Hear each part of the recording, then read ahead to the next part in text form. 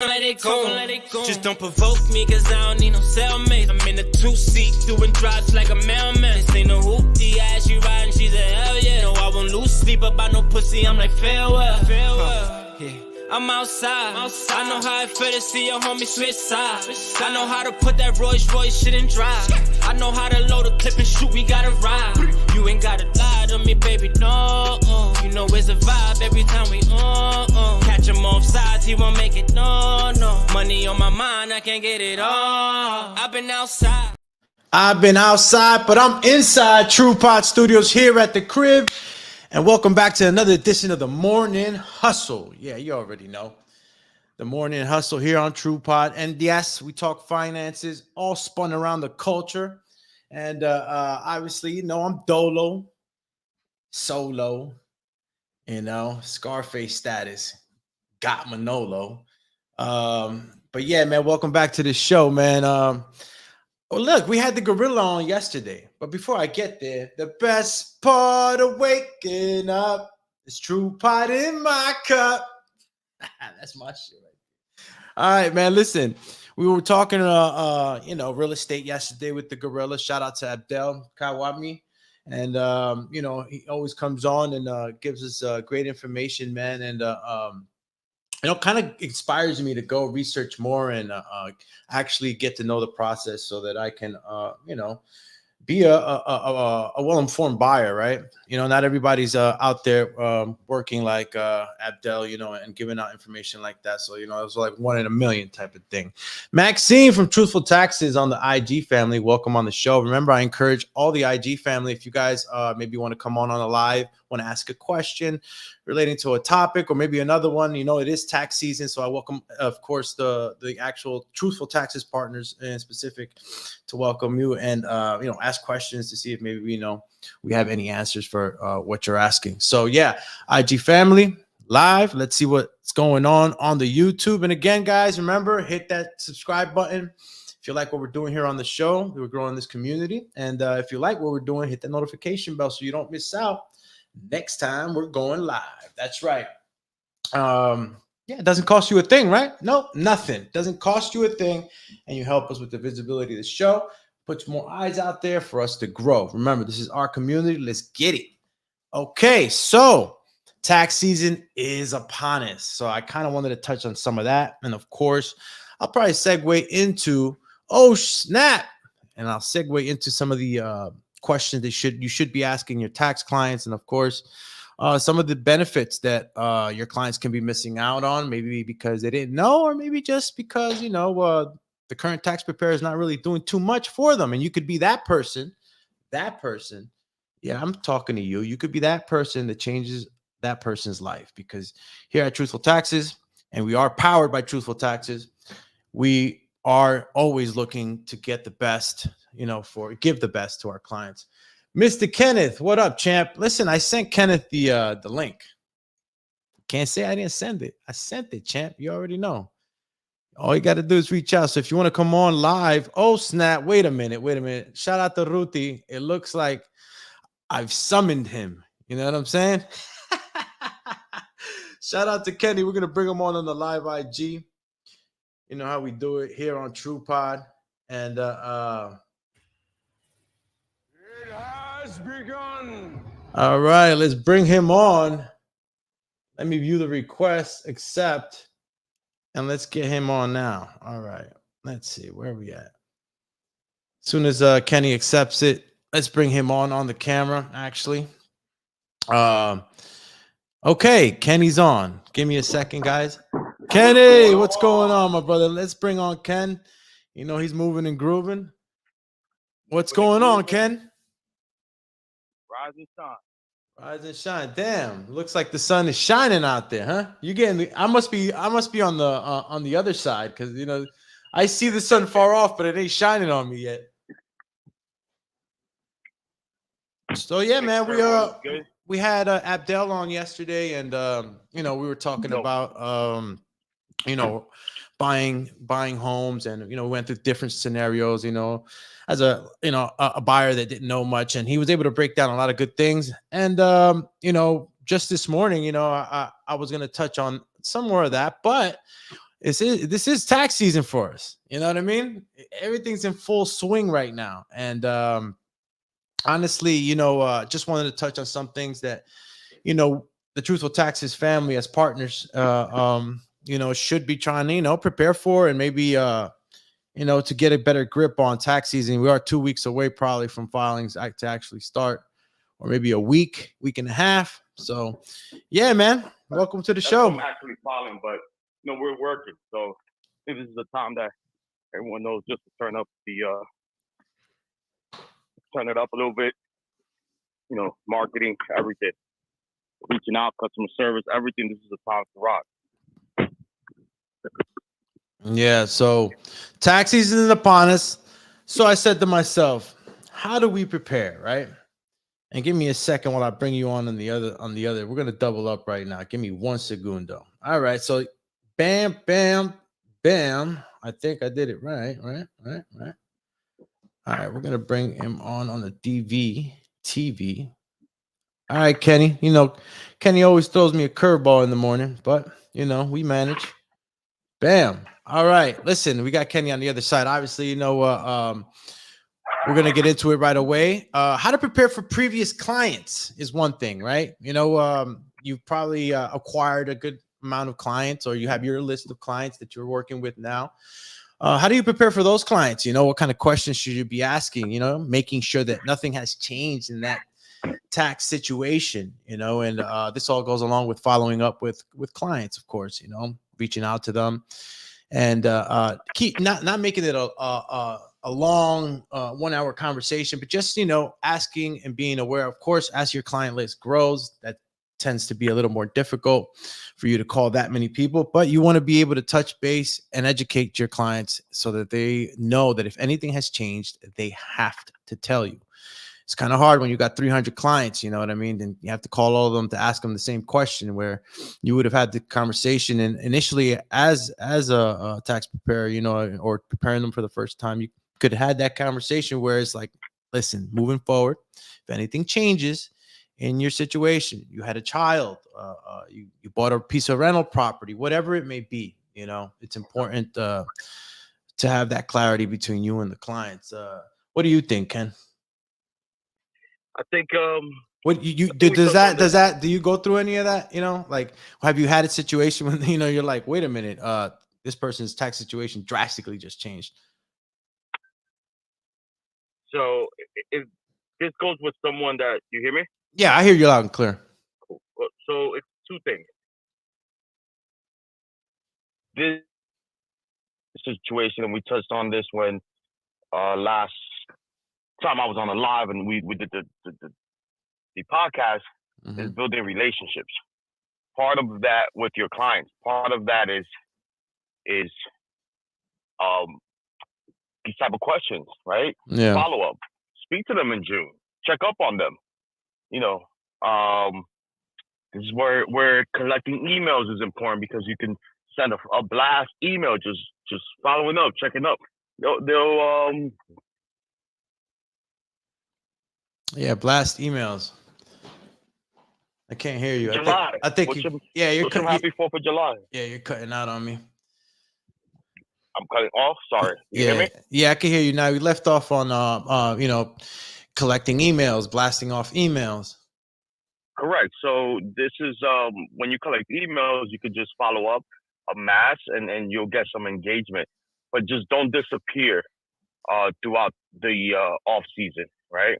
That's why I mentioned that it is tax season. Yes, we have a tax season, but in reality, we work all year round. So I have calls with my clients, especially the ones that I believe are active. I have calls with them in September. Hey, if I know that you were interested in buying a property during tax season, because this is important. When we're doing taxes around this time, I'm having a conversation like, hey, what's the goal? What's the goal with this tax return? I see you have a nice profit. Are you trying to buy a home? Okay, cool, you are. I'm going to connect you to my guy. If not, then you have someone great. But I know in the back of my mind, or I put it in my notes, just check up on you in September. Hey, did you buy that property? hey, did you purchase whatever it is that you're trying to do? Um, because that's going to change the tax situation come the next year. So it's part. It's not just. This is the mistake of a lot of people in our space is that you're focused on numbers, meaning on volume. Sorry, not numbers, volume. Meaning I'm trying to get as many tax clients as possible, which is great. But keep in mind that this is relationship based. They did not go to you. They're not doing their taxes with you because you're the best person in the tax game. We all have the same software. It comes down to relationship. How do you explain what you're doing? How transparent you are? How comfortable you make them feel? And part of that is having these type of conversations. Absolutely. No, I totally agree with everything you just said. And, following up is one of the things that, yeah, I really put out there to do because, easily you can be forgotten in the mass of, all the attention grabbing that an individual is getting pulled on daily. So it's like, for you to stay in that person's mind, you got to be, it's got to either be one memorable meet or, Yeah. you do your follow-ups. And, Look, I saw something last night that I sent to one of my business clients. Rockefeller. He built probably the most massive empire to this day. And one of the things he would do, his Rolodex is considered one of the best Rolodex in the world. that's the contact. That's the amount of context. Correct. I believe at the time of his death, at 100 years old, he had over 100,000 contacts in his Rolodex. And this is handwritten. This is not on your iPhone or emails. And what he would do is he would write notes of the person. So I'm speaking to Alex. Hey, Hal, I'll write down your kid's name. I'll keep notes. Oh, your kid is graduating. School, went to this school. Little small notes. So that when I speak to you again a year from now, hey, how's your daughter? And I'll call her by name. All these type of things. So he was keeping notes as far as keeping the person feel like they were important to an extent. Because if I check up on you a year later and I know your dog's name, you know what, you definitely brought up a good point, Kenny. The notes, man. I mean, you could imagine with a list of 300 people with 300 different scenarios, how important it is to have these little notes. I mean, I'm always writing notes. It's crazy. My phone looks crazy.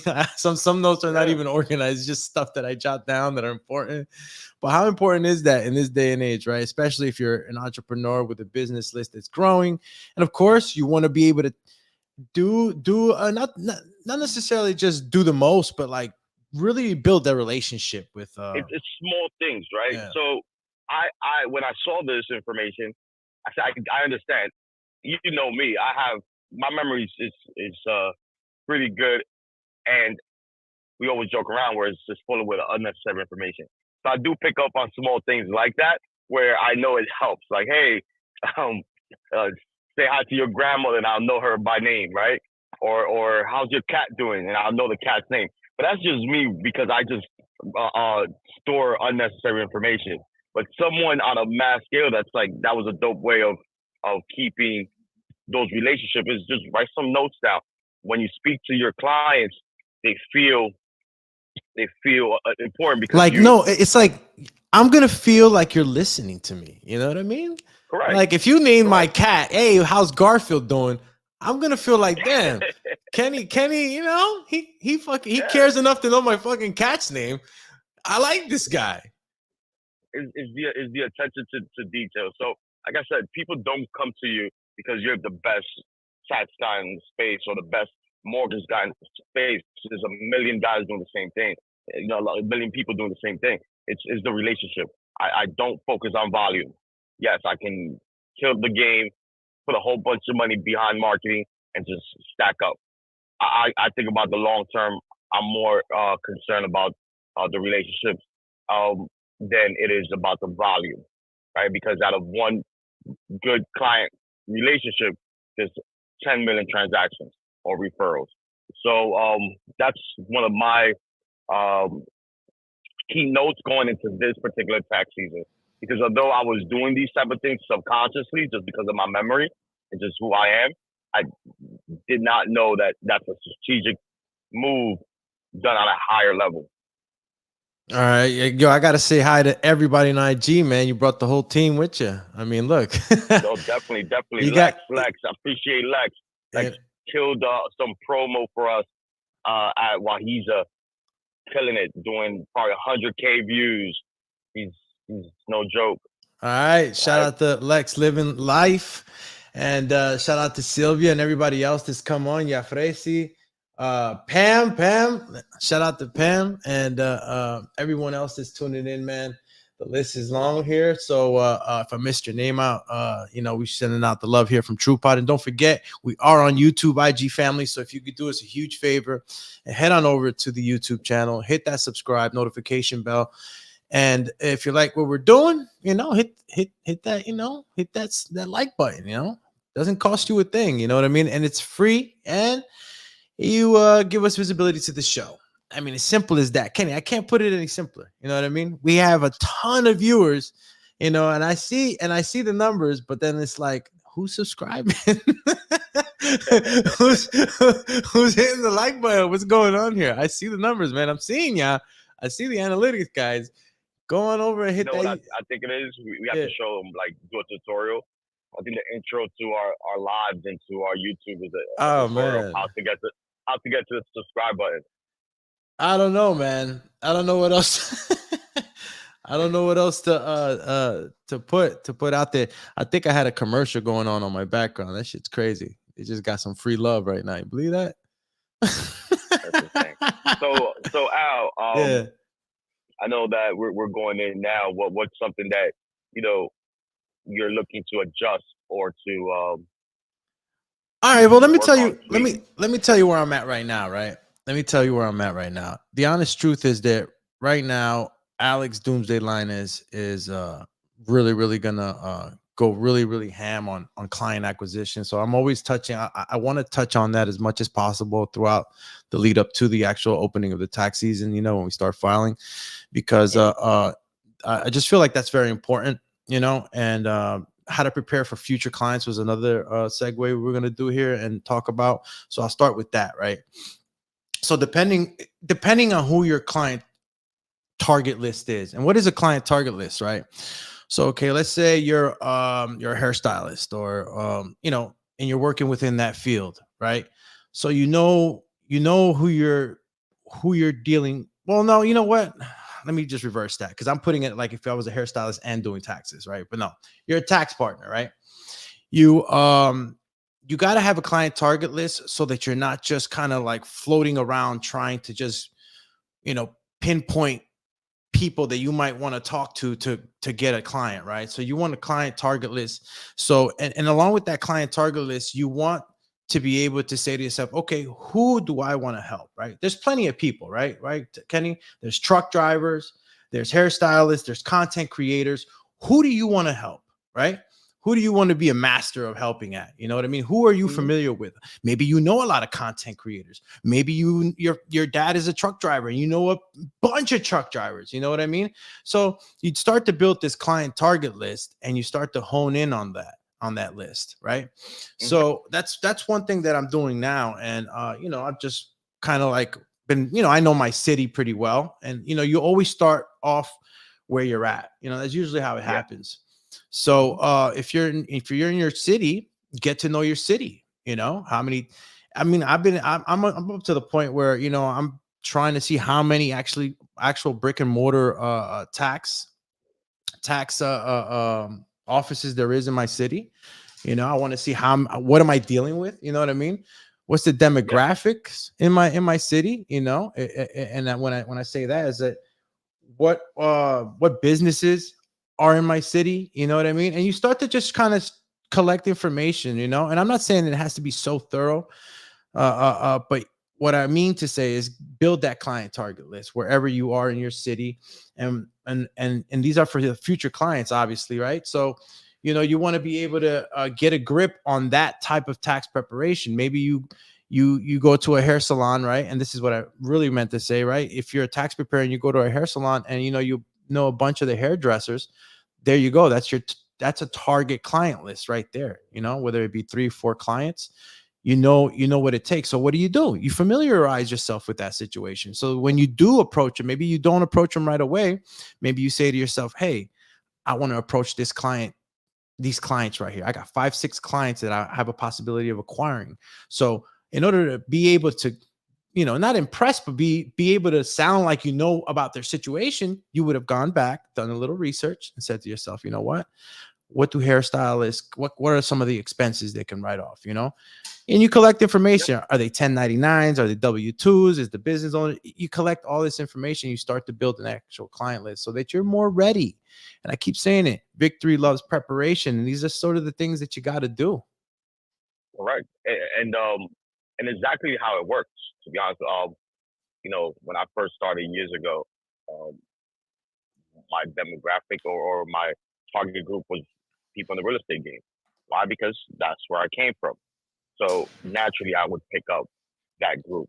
Then I moved on to, my barber. Started with him. Now I have a whole list of barbers or hairdressers in that space. Then I have picked up my first influencer. Now I have a list of influencer clientele base. So it's exactly how you say. You give it some time, you nurture that particular market, and eventually you start building that core demographic of that space. So yes, with me started with real estate clients, people in the real estate game, either on the sales part or the management side, because that's where I came from. And then now it's move on to, all types of different groups. Same thing with once I opened up the pizzeria. Now I have the local businesses. Why? Because they're seeing how I operate mine with just on the marketing side, just the structure side. So now that added additional business clients. So it's exactly what you're saying. Just, it doesn't happen overnight. It's preparation. It might take, a year, 2 years, 3 years, but just keep that in mind when you're moving with purpose and strategically. I love it. I love that. Moving with purpose. My man, Kenny, man. You got to be moving with purpose out here, man. If you're just floating around, just kind of aimlessly, just everything's that for chance. It creates an anxiety, first of all, for yourself, and you're wasting time. And we don't do that. We buy that time. No time wasted. It's, and I'm not sure if we touched on this during our this week's pod, but when your vision is clear, you speak different, you carry yourself different, and that's the main thing. It's not easy, right? My vision is clear, but if I stand next to John, his vision is 10 years from now, right? Yeah. So his tone, his delivery is a lot stronger because his vision is way much clearer. When someone speaks to me and they say, "Hey, this guy has it figured out," no, it's just that I have there's a particular vision I have in mind, so I'm working towards that every single day. There's no difference. So once you figure that out, some people call it their why, whatever it is. Once you figure it out, then you move with purpose much more. So absolutely keep that in mind. No, and I think that's going to be that's going to be. You see, I can use you as an example. Like, when you came on, you were trying to like kind of figure it out. So the cool thing about you is that obviously you're observant, super smart dude, but you ask tons of questions. Thank you, Kenny. So once that vision starts clearing up, it's kind of, you can start seeing it. You start seeing it in your demeanor. You start seeing it in your conversation. Like, yeah, that's your vision getting clearer. Yeah, you might not see past 10 blocks, but within that 10 block radius, it's crystal clear, right? And then what happens is that once that's down pat, then you start seeing 6 months, a year down the line, with a clear vision. So your conversations is different. The way you carry yourself is different. and then you're out of here. We're ready to hire. Yeah, no, it's been clear and clear. You know, you bring up a good point because you know, as you know, I'm going on my third year, and then I put up a post the other day. Like, I don't know who needs to see this, but it was a little caterpillar, and it was looking at the Hmm. mirror, and in the mirror, it was a butterfly. You know what I'm saying? And like sometimes we just want to go so fast. You know what I mean? And of course, you know, that's something that I think a lot of us, you know, want. We want success really fast. We want things to happen really fast. And for some, it might happen fast. You know, there's instances where this does happen fast, but you know, those people have put in a lot of work and a lot of attention to that growth. Look, And yeah, go ahead. I had a I had a meeting 2 nights ago. Meeting ended like at 2 in the morning, right? And one of the conversations were when we all know, or I personally know, few people that can't read or write and are millionaires, right? Yeah. Successful millionaires.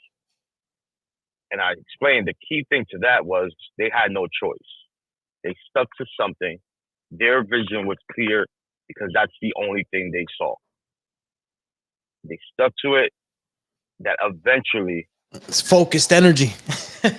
focused energy by not by they had no choice. They just did not know any other option or any other skill, Yeah. right? So what happens with us is that fortunately with time we develop options, right? Yeah. You can do a million things, right? You can go into the tax world the same way you can go into the producing world, the tech world. You have so many skills, right? But unless you focus on one, you will never Yeah, it doesn't flourish in develop. anything. It doesn't It develop. doesn't It develop, doesn't right? develop, and that's it's another great point. You know what I mean? If you're really, if you're, especially if you're in the partnership, like you know, you can't have you know, you can't be wanting to do four other things at the same time and expect to gain ground when you're spreading out your actual energy in five different ways. And that's what Kenny's trying to make a point of. And you know, of course, for the most part, you know, when you're, and I had to stop this quick ad that came in. It's crazy. Yo, so you know and I lost my ground. Where was I, Kenny? Where this ad came in, and You were saying that Ken is the best, and Ken he's Dog is the amazing, and best. All right. he's That's what that, amazing, hey, and that's what you were saying. I listen. was like, wow, I'm flattered. Shout out to Antonio Crespi. Man, shout The out to legend, P189. the Yeah. legend, The the legend legend Ken in this Dog game, the legend Antonio Crespi in the filling up house. those money bags. Man, look, it's all great talk, right? Because you know, here on the program, obviously we're powered by Truthful Taxes, and we hope that our community especially supports us here. That's why we are talking about what we're talking about. Tax season's in full swing. We had Abdel yesterday on, so I did want to kind of swing through onto the some of the benefits that you can tax benefits that you can take advantage of if you're a homeowner, you know, and this is of course for rental activity. I'm not going to be talking about business activity. Abdel will be coming on next Thursday, and we'll segue on the following Friday and talk about the benefits you can receive for business activity as a investor in property, in buildings. So it's commercial, different game, but yeah, man. You know, these are some of the questions that you do ask your clients, you know, or maybe they would let you know. I mean, I would hope that they would let you know if they just bought a house. But get familiar with some of the rental deductions that your clients can benefit from, and make sure that you're aware of what you can and can't write off. You know, there's limits also. You know, I think it's a $25,000 limit in expenses. I know that there's a way around that, but you would have to be a big investor in real estate, not a real estate agent, a real estate professional. But we'll talk about Code Correct. 469 in another episode. Correct. So yeah, man. You know, what sort of I mean, when did you buy your first house, Kenny? I think you were like 19 or something. I bought my first home, first condo at 19 years old. We talked. It's a famous story about the famous arm, right? The famous arm. For y'all that don't know what the famous, The excuse me, famous arm that chokehold me, right? I think I still have PTSD to this day no way. about this. Oh yeah, definitely, They got him, definitely have y'all. They PTSD. got him real They got bad. me. So the cool thing is that it was the introduction to me in the real estate game. Uh, I lost a deal because the management company introduction to me getting to the management side. But all that happened at a young age of 19, right? I I mean, would at say, 19 though, were you privy to like the tax? I mean, I know that you've been tax partner for a few years now, but I mean, we're talking about 19-year-old Kenny. Like, were you aware of yeah, any 19. like the tax benefits that you could have probably taken advantage then that you know now? No. So I always say this. I think, and to this day, I think I'm extremely. I tend to know a lot, but take chances, right? Like I don't need to know the whole thing. Like Yeah. I tend to like skim through and then say, okay, I'll figure this shit out, Yeah, right? yeah, yeah. That's just me, There's right? enough skin So in the it's just, game. I got this. yeah, right. So it's just like cool. Like okay, so you tell me X, Y, Z. Okay, that's all I need, and you might have the rest of the information afterwards, but I'm already running out the door with it, right? So I might miss some really important information that I just left you talking. That's me, right? It's something I need to work on because I've gotten Yeah. myself in a lot of shit. It's all And balanced, man. Listen, executors are there's very few executors out there. There's a lot of thinkers, correct. but So very few executors. I'm big on the execution part. So it's like, okay, so you were telling me that I can purchase a home and all I need is X, Y, Z. Cool, right? I just didn't sit around to wait for the other information, and that I had to learn the hard way. And Mm. so yes, at 19, I knew the importance of like getting real estate. I grew up hearing my mom always wanting a home.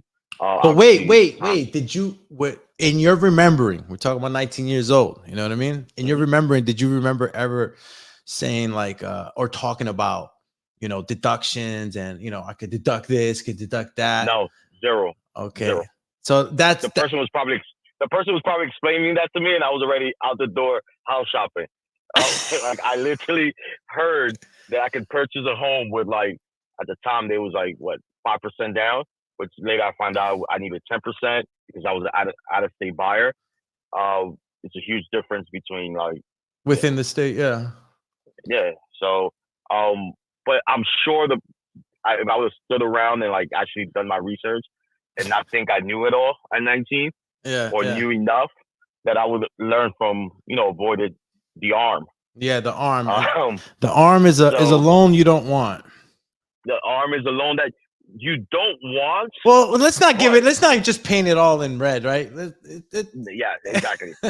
Because now I'm not gonna call myself an expert. I leave that No, up but for you know what you you know can and can't do. exactly. So the arm is not a loan that you prefer, but when you're moving in a certain space, a certain bracket, you can play around with that. That's a strategic play when it comes to purchasing real estate. So it's used, believe it or not, is actually used more by the not to say the wealthy, but those that are uh, in a different tax bracket. They do tend to play with the arm, which is adjustable. Um, Forget what that damn thing arm. um, Look it up so right it's now. an Let's bring it adjustable rate. on. It's an adjustable rate. Adjustable rate Yeah, adjustable rate mortgage. mortgage Yes. So arm. um, yeah, you learn how to use that to your advantage. I did not know. So basically, what an arm is you have fixed rates and you have adjustable rates. When you have a fixed rate, You're good. you're good. You purchase your home. You're not worried Your about them home. giving you the arm in a couple of years. Yeah. So that's the thing. I did not know that the arm was doing That the arm push-ups. has some reach. The arm was doing push-ups for 3 years and it was gonna come back and choke me. So basically, for those and for those that Want to know what the arm is? That's what The it was. arm is, right? So basically, the arm is I signed my mortgage, and I was pretty young. I was, like I said, 19. I didn't really have all the credit in the world. Uh, I was, Move the you cam to know, the left so I can get your face. I'm sorry, I was There you backing go. up. Guys are gonna see me walk into Restaurant Depot. Oh So man, the restaurant depot run. you're doing it all. So, Damn, this guy, man. but definitely quick arm adjustable rate mortgage. Keep that in mind. If you're ever in the space or you're gonna purchase a home and this is presented to you, just hit me up. Call Kenny.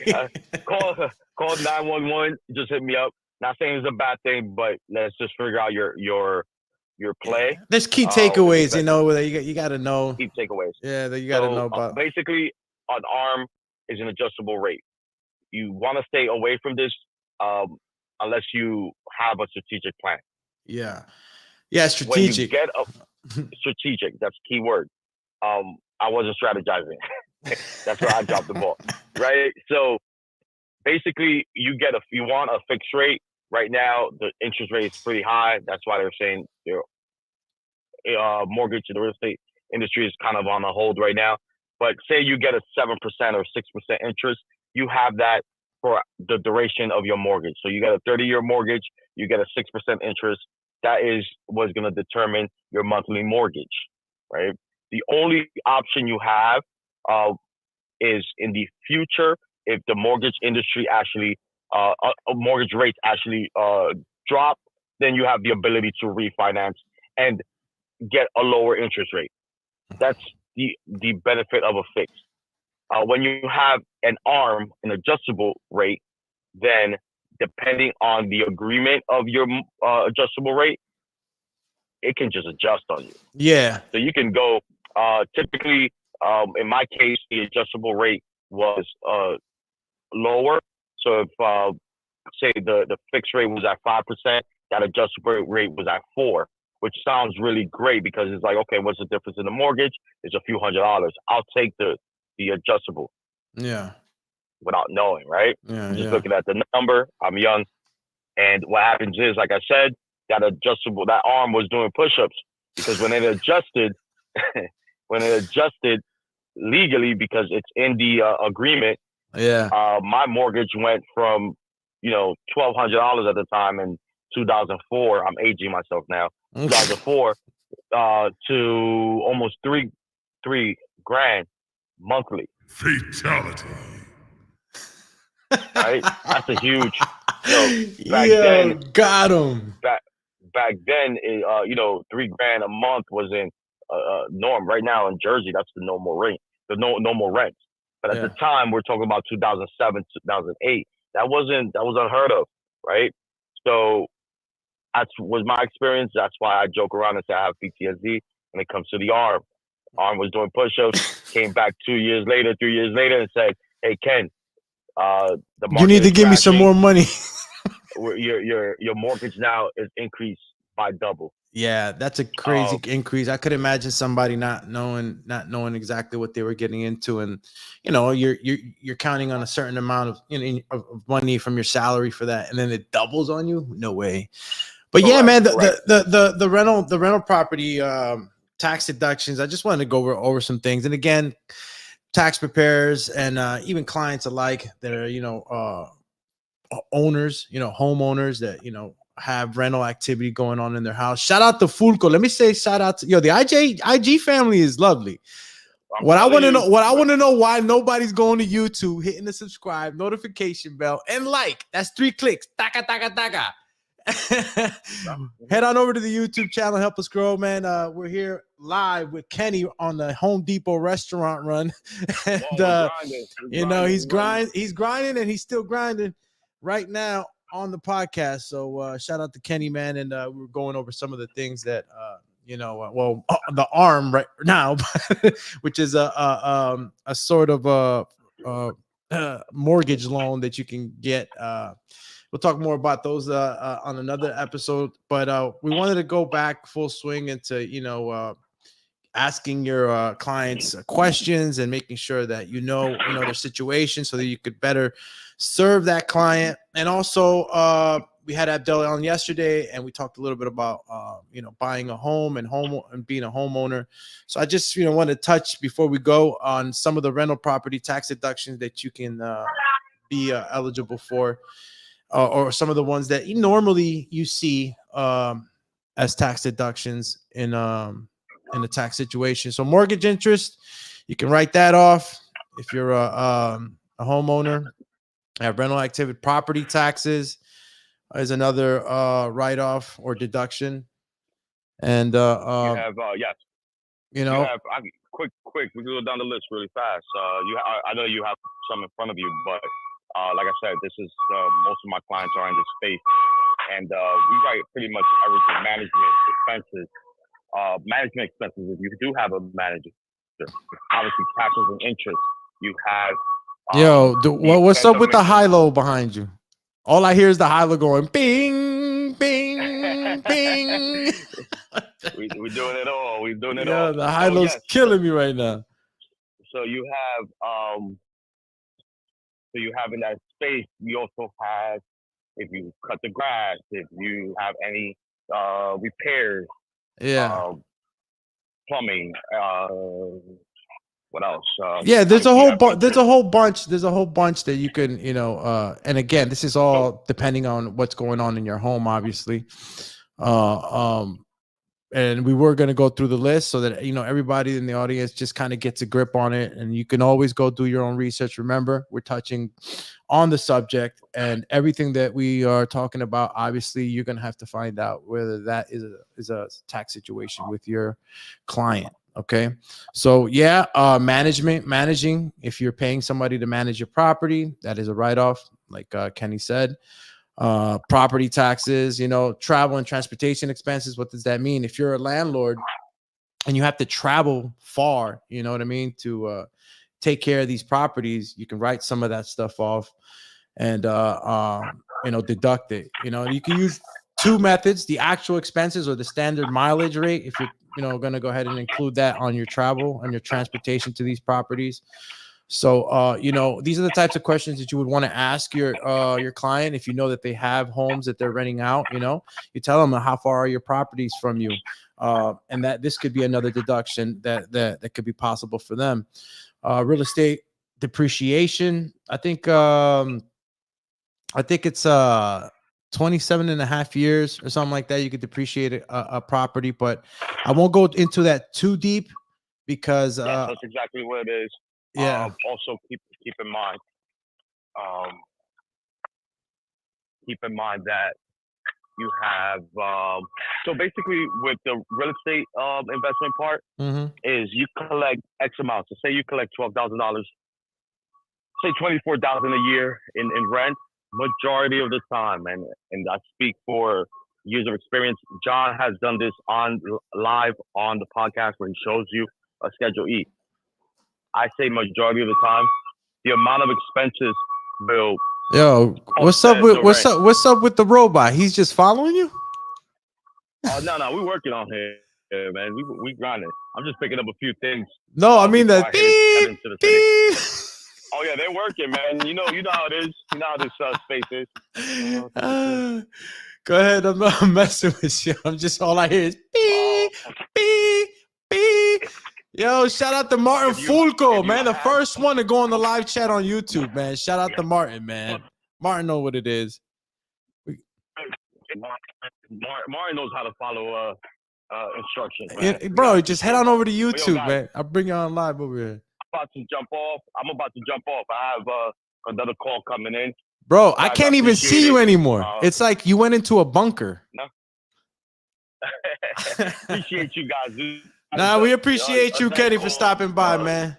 Appreciate you, brother. And like I said, bro, we are soon to solidify a schedule with Kenny. I know he's busy, but we're definitely going to have him on whenever he's able to come on. All right. So, Ken Dog, man, just go ahead and I guess exit with your social media handles, and we'll let the audience follow up.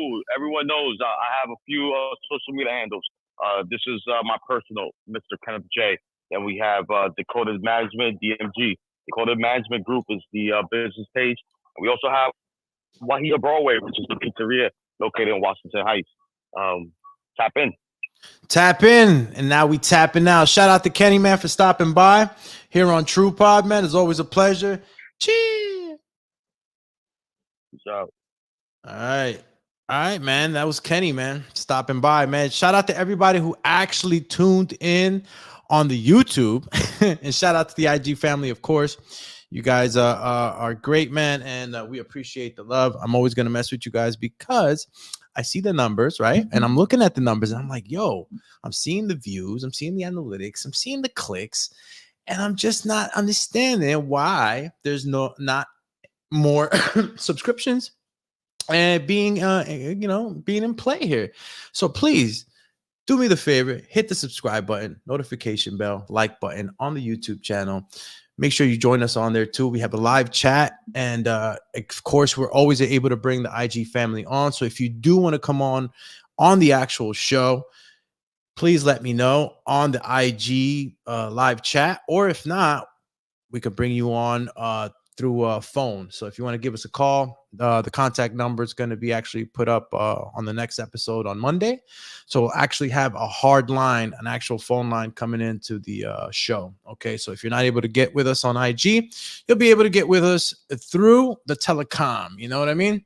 So I just wanted to finish off the list before I let you guys go. Obviously, we went over some of the stuff with Kenny.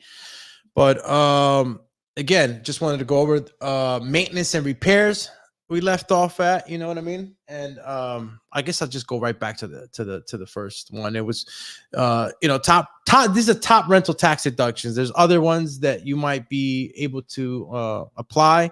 And again, every individual's tax situation is their own and it's different from any other client. You know, you might have some similarities, but everybody's different, right? So mortgage interest, property taxes, travel and transportation expenses, real estate depreciation is what we just finished talking about, and maintenance and repairs, right?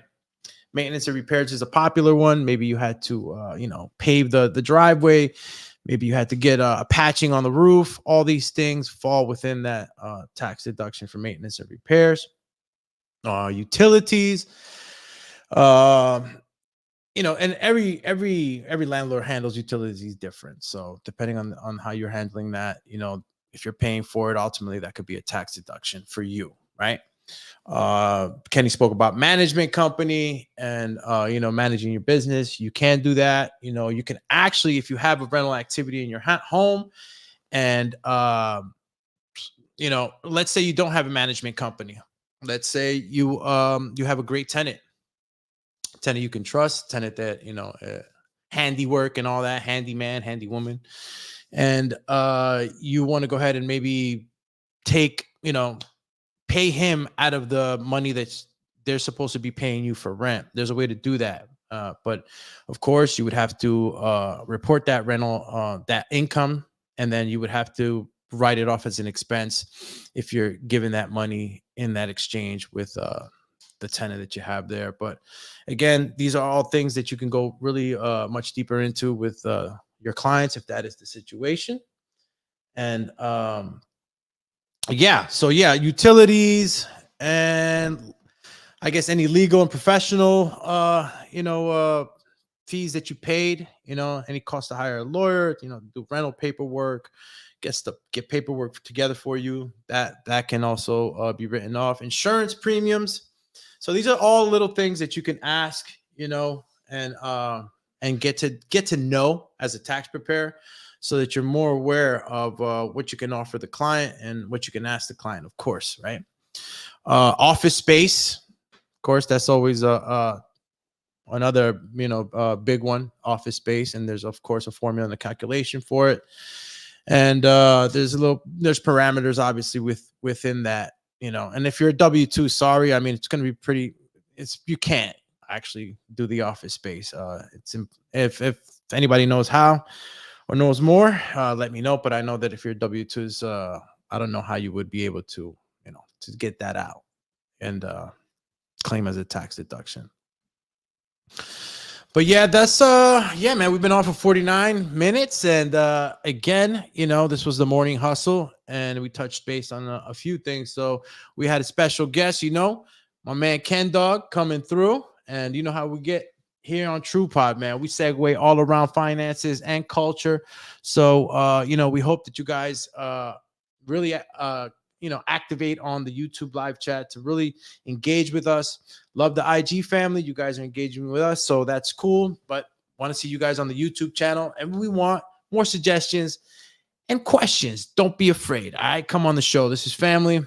So I'm gonna go ahead and see if I leave anybody out. What's up? It's two still standing right here. All right. Shout out to Martin again for stopping by the the YouTube and showing some love. But it looks like we're about to get out of here. Look, it's a developing program. We're gonna be back on Monday. So let's get it, man. Everybody have a blessed weekend. And remember, you the champ. Let's exit on IG, y'all. Because I always leave the IG, you know. Let me see. Bam. All right. See, I did it first on IG, YouTube family. All right. But we're gonna go ahead and get out of here. Chill. Why they talking like they go? Just don't provoke me, cause I don't need no cellmate. I'm in a 2-seat doing drops like a mailman. This ain't no hoopty ass, she riding, she's a hell yeah. No, I won't lose sleep about no pussy, I'm like farewell. Yeah. I'm outside. I know how it feel to see your homie switch sides. I know how to put that Rolls Royce shit in drive. I know how to load a clip and shoot, we gotta ride. You ain't gotta lie to me, baby, no. You know it's a vibe every time we catch him off sides, he won't make it, no. Money on my mind, I can't get it